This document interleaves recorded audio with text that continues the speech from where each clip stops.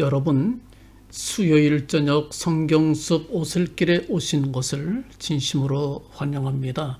저희는 수요일 저녁마다 성경 말씀을 통해 주님의 재림과 말세의 징조들을 공부하고 있습니다. 오늘날 한국교회에 주님의 재림에 대하여 두 극단적인 흐름이 있는 것을 저희들이 보게 됩니다. 하나는 그리스도의 재림에 대하여 지나친 열심으로 시한부 종말론에 빠져드는 그런 사람들이 있는가 하면, 또 다른 한편 그에 대한 반작용으로 그리스도의 강림에 대하여 일부러 무관심하거나 등한히 여기는 그와 같은 사람들이 있는 것을 우리가 보게 됩니다. 이 두 가지가 모두 극단적인 사람들입니다.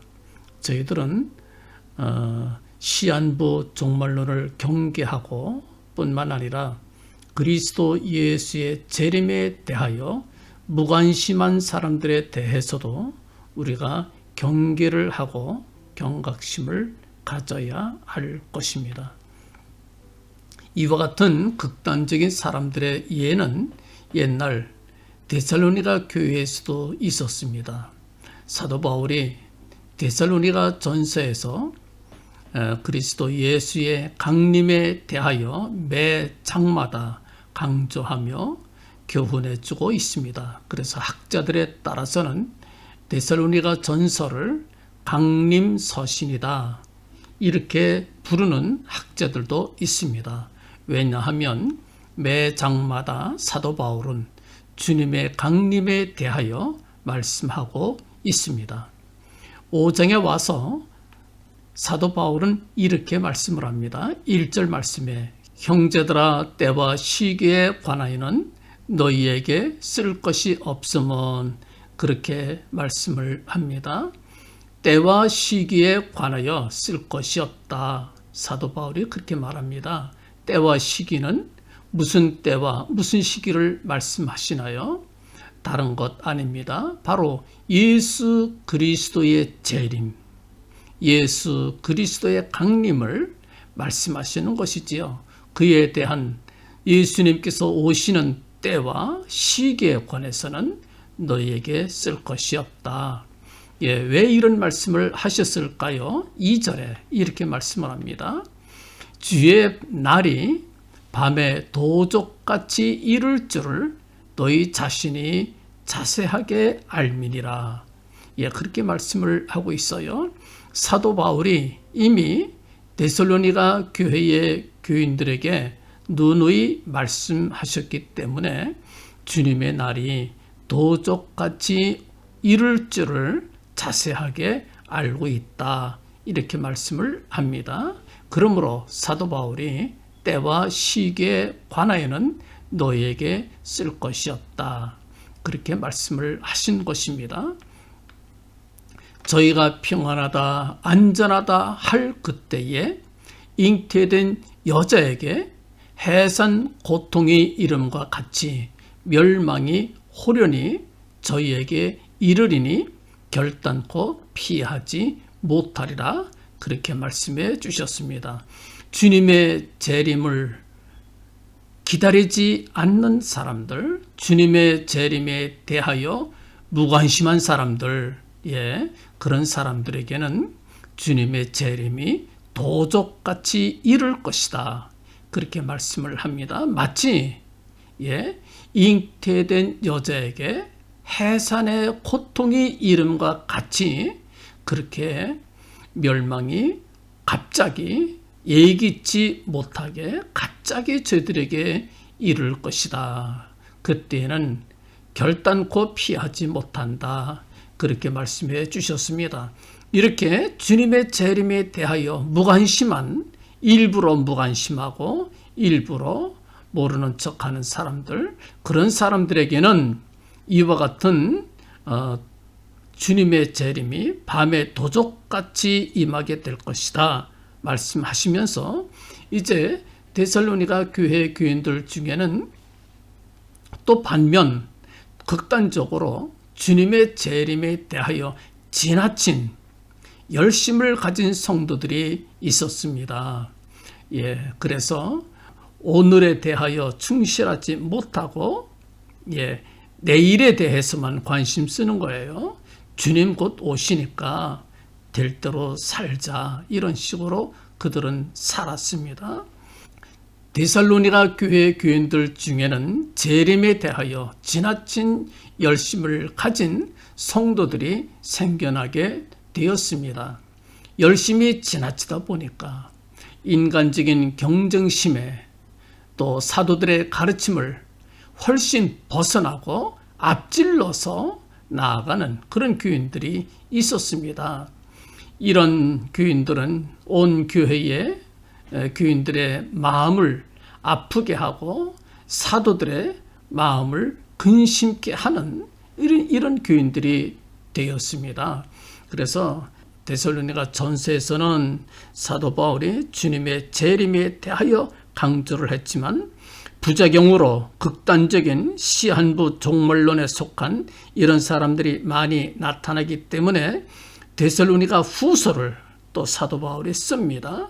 그 데살로니가 후서에서 보면 데살로니가 교회 교인들에게 있었던 여러 가지 부작용들을 우리가 보게 됩니다. 6절에 이렇게 말씀을 합니다. 데살로니가 후서 3장 6절, 형제들아 우리 주 예수 그리스도의 이름으로 너희를 명하노니 규모 없이 행하고, 규모 없이 지멋대로 행하는 사람들이 생겨났습니다. 우리에게 받은 유전대로 행하지 아니하는 모든 형제에게서 떠나라, 떠나라 말씀을 합니다. 규모 없이 행하고요, 또 사도들이 가르쳐준 교훈대로 살지 아니하고 지나친 그런 사람들, 우리에게 받은 유전대로 행하지 아니하는 모든 형제에게서 떠나라, 떠나라, 아주 상당히 강직한 그런 말씀을 합니다. 그런 형제에게서 떠나라. 사도들이 가르치는 말씀을 따르지 아니하고 복음에 바로 서지 아니하는 제멋대로 행하는 모든 형제에게서 떠나라 말씀을 합니다. 7절에 어떻게 우리를 본받아야 할 것을 너희가 스스로 아나니 우리가 너희 가운데서 규모 없이 행하지 아니하였다. 사도들은 교인들에게 규모 없이 행하지를 아니하였습니다. 바르게 행했지요. 규모 없이 제멋대로 하지 않았습니다.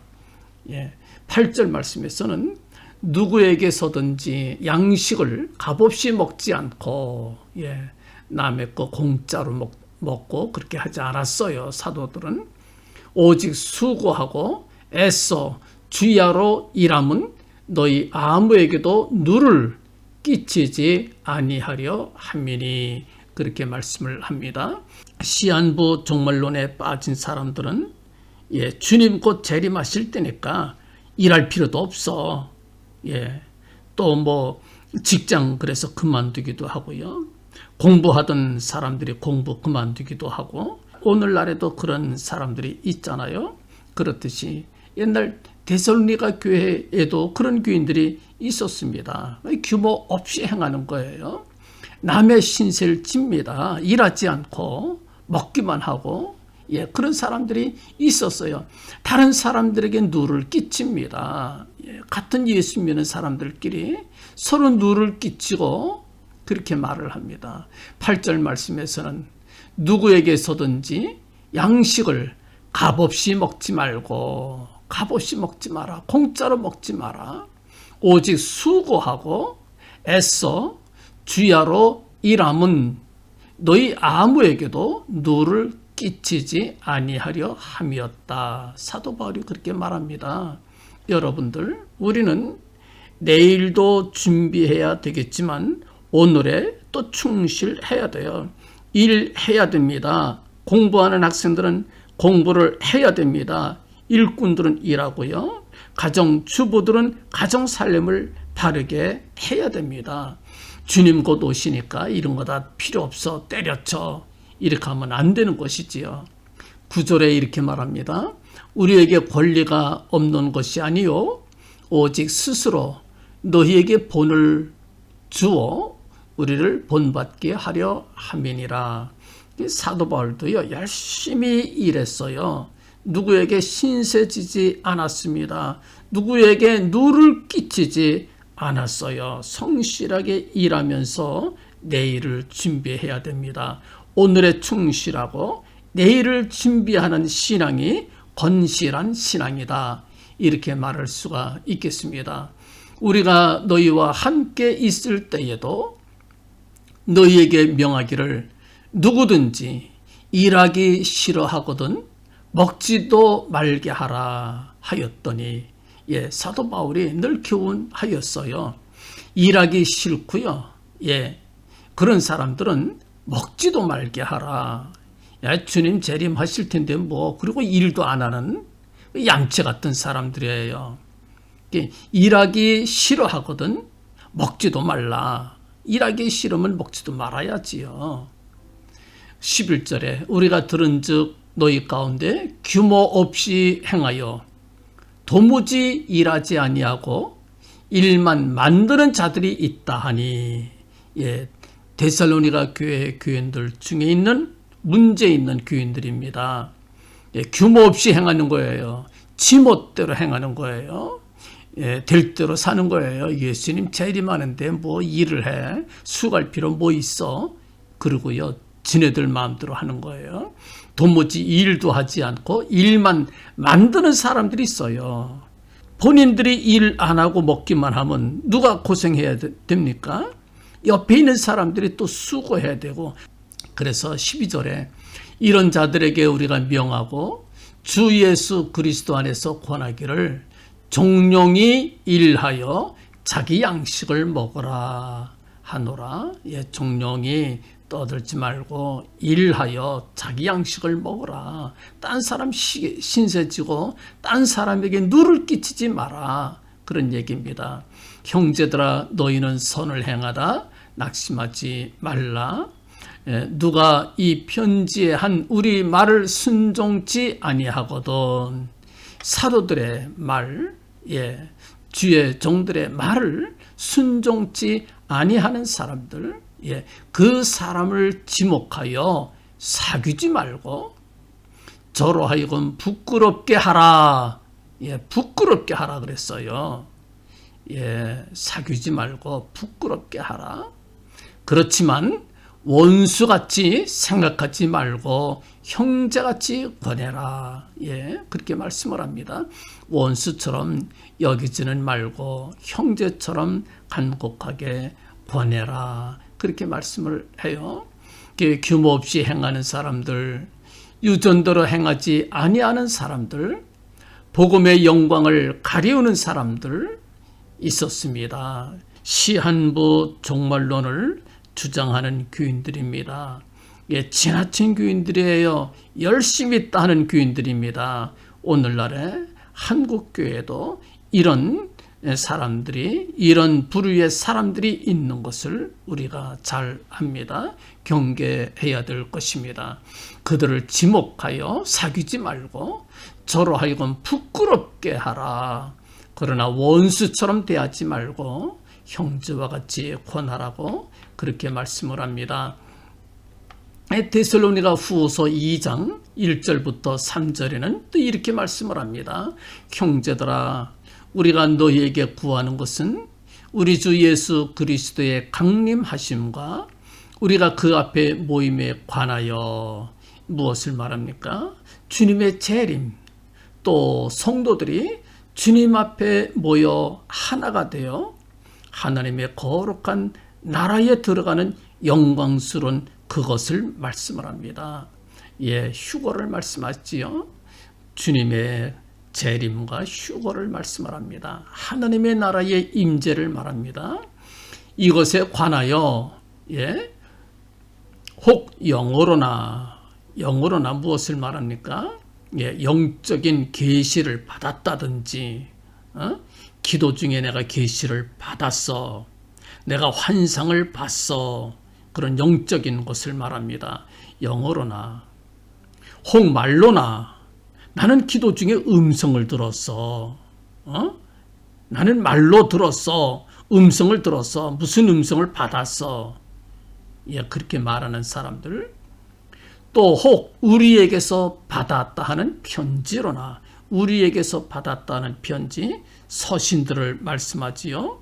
내가 하나님의 말씀을 연대를 계산하니까 이렇게 돼. 주님의 재림이 몇 년 몇 월 며칠이야. 그렇게 주장하는 사람들, 금방 주님 재림할 거야 그러면서 다그치는 사람들, 시한부 종말론주의자들입니다. 그렇게 해서 주의 날이 이르렀다고, 주님의 날이 가까웠어, 그래서 시동심하거나, 그래서 우리 마음을 막 부추깁니다. 두려워하거나 두려워하게 만들어요. 그렇게 하지 아니할 그것이라, 미혹받지 말라, 그런 얘기입니다.